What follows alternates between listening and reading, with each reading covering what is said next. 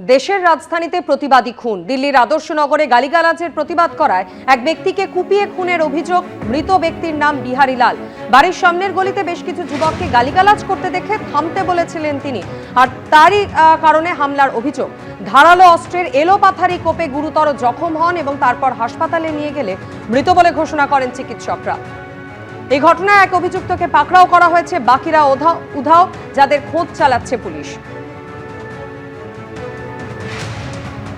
দিল্লির ঘটনা, রাজধানীতে প্রতিবাদী খুন। আদর্শনগরে গালিগালাজের প্রতিবাদ করায় এক ব্যক্তিকে কুপিয়ে খুনের অভিযোগ উঠেছে। মৃত ব্যক্তির নাম বিহারী লাল। বাড়ির সামনে গলিতে বেশ কিছু যুবককে গালিগালাজ করতে দেখে তিনি থামতে বলেছিলেন, আর তারই জেরে তার উপর হামলা করা হয়।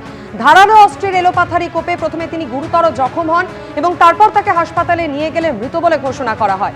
এই ঘটনায় এক অভিযুক্তকে পাকড়াও করা হয়েছে, বাকিরা উধাও, যাদের খোঁজ চালাচ্ছেন তদন্তকারী আধিকারিকরা।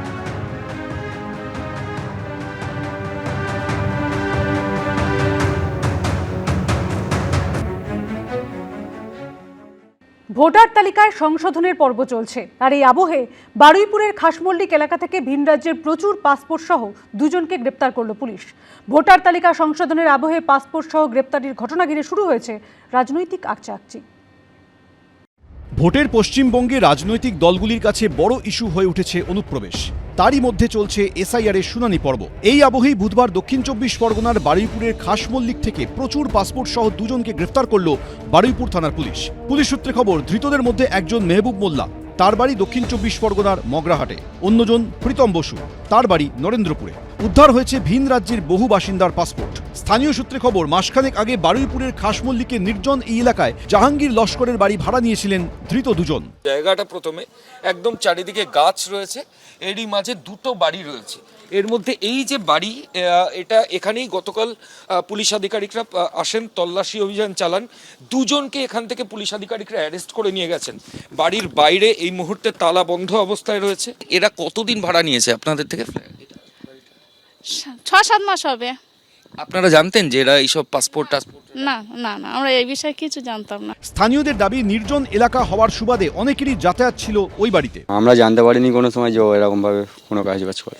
বাইরের লোক তো প্রায় আসতো, প্রায় মেয়েরা ঢুকতো, ছেলেরা ঢুকতো। আমরা জানি যে উনি কোনো ভালো কাজ করে। এবার ফোনে সারাক্ষণ কথা বলতো, কন্টিনিউয়াসলি। নিয়েছিল একজন ভাড়া, আলটিমেটলি এবার থাকতো 3-4 জন। কিভাবে দুজনের হাতে এলো ভিন রাজ্যের বাসিন্দাদের পাসপোর্ট? পাসপোর্টগুলি আসল না নকল? এই চক্রে আর কে বা কারা জড়িত? সম্ভবত প্রতারণার জন্য, বিদেশে পাঠানোর জন্য, ভিসা করে দেওয়ার জন্য, বিদেশে চাকরির জন্য, এরকমই বিভিন্ন টোপ দিয়ে পাসপোর্ট নিয়ে আসা হতে পারে।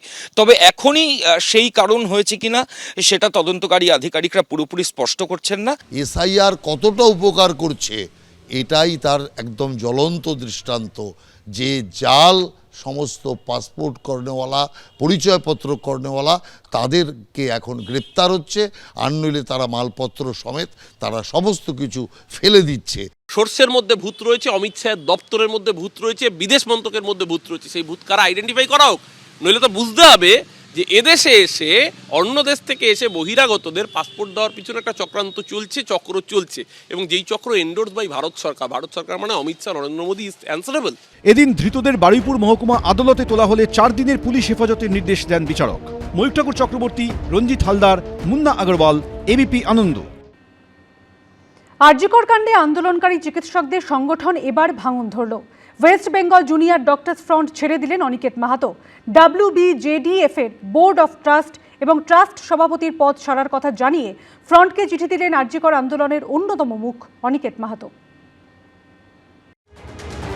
আরজিকর আন্দোলনের অন্যতম প্রতিবাদী মুখ, সামনের সারিতে থেকে নেতৃত্ব দেওয়া চিকিৎসক, সেই জুনিয়র ডাক্তার অনিকেত মাহাতো এবার ছাড়লেন West Bengal junior doctors front. ভাঙন ধরল আরজিকর কাণ্ডে আন্দোলনকারী চিকিৎসকদের সংগঠনে। West Bengal junior doctors front বা WBJDF এর বোর্ড অফ ট্রাস্ট এবং ট্রাস্ট সভাপতির পদ ছেড়ে দিলেন অনিকেত মাহাতো। পদত্যাগ করে চিঠিতে তিনি লিখেছেন, আইনি পরামর্শ উপেক্ষা করে অগণতান্ত্রিকভাবে কমিটি তৈরি করা হয়েছে। আমি আপত্তির কথা বারবার জানিয়েছি। আইনি পরামর্শের কথা বললেও আপনারা কর্ণপাত করেননি। অভয় আন্দোলন পরিচালনা করতেই West Bengal junior doctors front তৈরি হয়েছিল। আন্দোলন চলাকালীন মতপার্থক্য হলেও সাধ্যমতো আমার ভূমিকা পালন করেছি। সরকারের কাছে আমি মাথা নত করব না, শেষ পর্যন্ত লড়ে যাব। আমাদের ওয়েস্ট বেঙ্গল জুনিয়র ডক্টরস ফ্রন্টের অভয়ার ন্যায় বিচারের আন্দোলনের মাধ্যমে আত্মপ্রকাশ, তাহলে সমগ্র মেডিকেল কলেজের সমস্ত ছাত্রছাত্রীদের মতামত নিয়ে কমিটি তৈরি হওয়া উচিত। যেভাবে নতুন কমিটি তৈরি করা হচ্ছে বা নতুন বডি তৈরি করা হচ্ছে সেটা অগণতান্ত্রিক, এবং এই যে ডিডে প্রহিবিশন নেই, লিগ্যাল মান্যতা তারা পাবে না, তাহলে সেই জায়গা থেকে আমি মনে করেছি এটা বেআইনি। তারপরেও যখন ইলেকশন হয় এবং নতুন বডি আত্মপ্রকাশের জায়গা আসে, হোয়াটসঅ্যাপ গ্রুপে ঘোষণা হয়, তখন আমি মনে করি যে একটা বেআইনি এবং অগণতান্ত্রিক পদ্ধতির মধ্যে আমার থাকা উচিত নয়। আরজিকর কাণ্ডের অন্যতম প্রতিবাদী মুখ অনিকেত মাহাতো। অভিযোগ, কাউন্সিলিংয়ের সময় ফার্স্ট ইয়ার সিনিয়র রেসিডেন্ট হিসেবে তার নাম ছিল আরজিকর মেডিকেল কলেজে, অথচ তাকে পাঠানো হয় রায়গঞ্জ মেডিকেল কলেজে। এরপরই রাজ্য সরকারের সিদ্ধান্তকে চ্যালেঞ্জ করে কলকাতা হাইকোর্টে যান প্রতিবাদী চিকিৎসক। সিঙ্গেল বেঞ্চ, ডিভিশন বেঞ্চ হয়ে মামলা গড়ায় সুপ্রিম কোর্টে।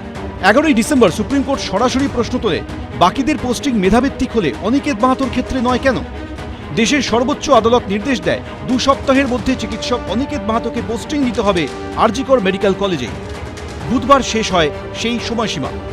সুপ্রিম কোর্টের নির্দেশ সত্ত্বেও চিকিৎসক অনিকেত মাহাতোকে আরজিকর হাসপাতালে পোস্টিং দেওয়া হচ্ছে না কেন? এই প্রশ্ন তুলে গত বুধবারও স্বাস্থ্য ভবনে ডেপুটেশন দিতে যান অনিকেত মাহাতো, দেবাশিস হালদার সহ চিকিৎসকদের একাংশ। মিছিলে অংশ নেন joint platform of doctors, West Bengal junior doctors front, Abhaya youth forum ও মেডিকেল সার্ভিস সেন্টারের সদস্যরা। এর 1 সপ্তাহ পর এবার ওয়েস্ট বেঙ্গল জুনিয়র ডক্টরস ফ্রন্টটি ছেড়ে দেওয়ার সিদ্ধান্ত নিলেন অনিকেত মাহাতো। সন্দীপ সরকার, এবিপি আনন্দ। কলকাতায় মেসিকাণ্ডে টিকিটের টাকা ফেরত দেওয়ার প্রক্রিয়া শুরু করলো সিট। পুলিশ সূত্রে খবর, টিকিট বিক্রির টাকা ফেরত দেওয়ার জন্য আদালতের দ্বারস্থ হচ্ছে তারা। আদালতের নির্দেশ মতোই টাকা ফেরতের ব্যবস্থা করা হবে। কলকাতা পারেনি, করে দেখিয়েছে দিল্লি, মুম্বাই, হায়দ্রাবাদ।